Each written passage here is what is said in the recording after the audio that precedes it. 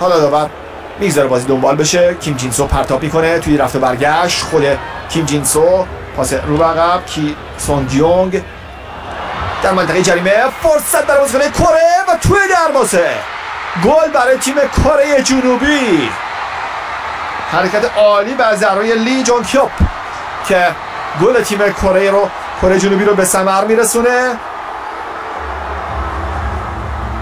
با یک پرتاب بازی رو به گردش در آوردن و موفق شدن دروازه متیو رایان رو باز بکنن. پس دروازه استرالیا در این بازی فرو میریزه. با هم ببینیم.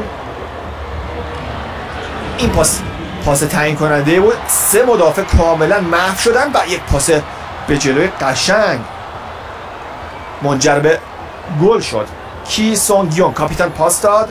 لی کیون هو پاس گل داد و لی جونگ هیوپ با یه نوک پا با تکل توپ رو به گوشه دروازه فرستاد.